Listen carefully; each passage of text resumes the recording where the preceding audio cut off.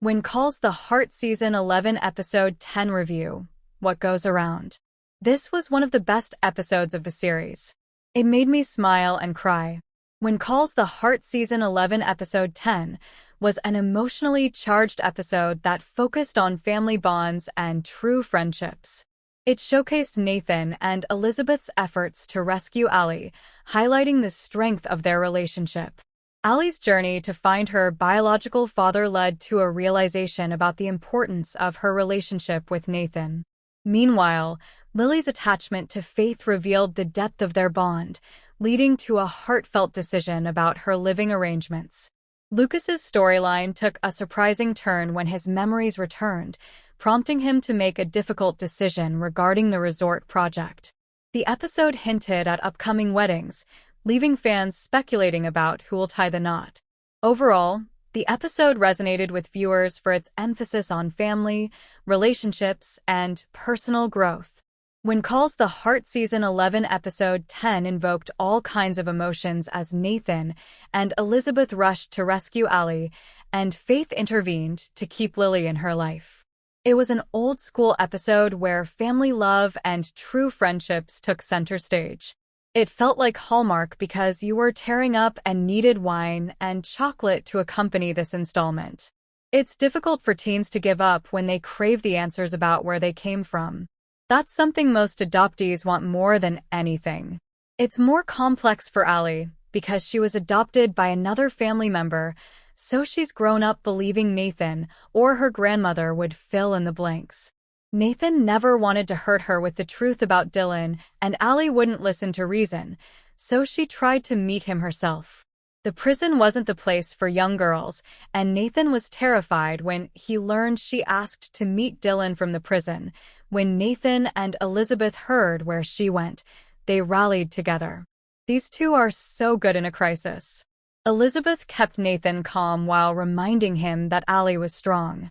Allie may have turned out fearless, strong, and able to conquer anything, but she inherited those skills from Nathan. Nature versus nature. She's his daughter more than Dylan's, which she finally learned when Dylan rejected her. She was so relieved to see Nathan when he arrived for her. Allie, I should have listened to you. Dylan didn't want to see me. Nathan, you're okay. You're safe. That's all that matters. Allie, can we go home now? Nathan, yeah, we can go home now. That's the best idea I've heard all day. This experience bonded Nathan and Allie and strengthened them. She finally realized that Nathan was the dad who mattered. Sometimes, that's a hard lesson because adoptees often think the grass is greener on the other side. Nathan, Allie, I didn't know Dylan that well, but he was a fool for throwing away his chance at being your dad because his loss is my gain.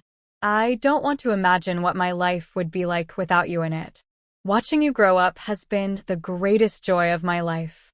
I'm so proud of you for how thoughtful and fearless you are. You get that from your mother. Allie, I don't know.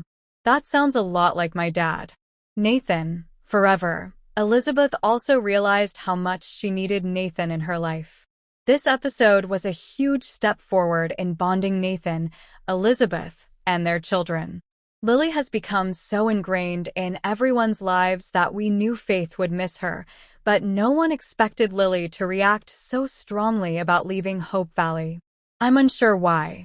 I mentioned in the When Calls the Heart Season 11 Episode 9 spoilers that young children find massive changes challenging, and Lily has adapted to living there and making new friends. Lily wanted to spend her last day with Faith instead of attending daycare. She was afraid of letting Faith out of her sight. Lily, I want to come to the infirmary. Faith, but today's the last day to be with your friends. Lily, I want to be with you. Joseph, cherish today. It's God's gift. Faith, in that case, that is exactly what we'll do. As the day passed, it became more evident that while Lily was excited to see her grandmother, she was anxious about leaving Faith. And no one realized how much this affected Lily until she sobbed that she wanted to live with Faith. That had to hurt Mrs. Watson since she had just reunited with her, but she put her granddaughter's needs first and realized she wasn't as energetic to raise a young child.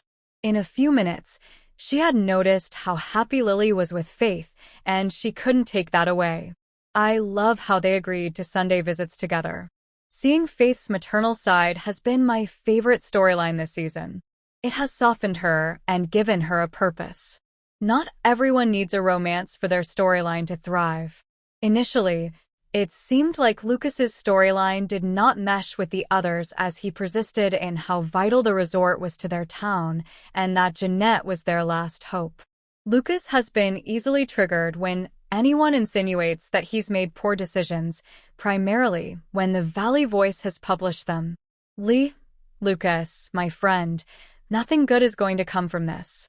I'm so sorry. Lucas, if that's the way you feel, go home. I have a resort to get built. That all changed when his memories finally returned. After everything else Jeanette has done to Lucas, it wasn't that surprising that she was there the night he was attacked. Thankfully, Lucas's ethics returned as he confronted her. He knew he couldn't have a dangerous criminal and gangster backing Jeanette's bid, and they would have to find another way to protect her. You have to cooperate with him. If you don't, I'm as good as dead. And so are you. I loved that Lucas realized that Lee and Rosemary had his best interests at heart and were true friends. This was the most like the old Lucas he seemed when he informed them he was canceling the resort. Could Edwin still be involved, or is he merely greedy? He looked so upset at that news. I also noticed that Lucas did not include him when he and Henry informed Nathan and Bill about Kashmir Shah's involvement, so he's wised up about who to trust. We're only 2 weeks away from the season finale, and we still don't know who will be getting married. I suspected it might have been Mike and May when Ben Rosenbaum teased on Facebook Live that this episode be Meet the Hickhams. It didn't have that overwhelming humor. The dinner party only lasted a few minutes, and Mike and May had barely been in the last few episodes. If we're going to become invested in them, they need to show their romance more often. While the series has focused more on Nathan and Elizabeth, they haven't had many one-on-one moments. They've spent more time assisting each other through crises, which has strengthened their bond. It's been lovely to see a few intimate moments like Elizabeth resting her head on his shoulder or holding his hand in support. But they need more romantic moments, too. It also seems like the wedding planning will be rushed from the proposal to the wedding with so little time. That's not what the fans deserve. Over to you, Hearties.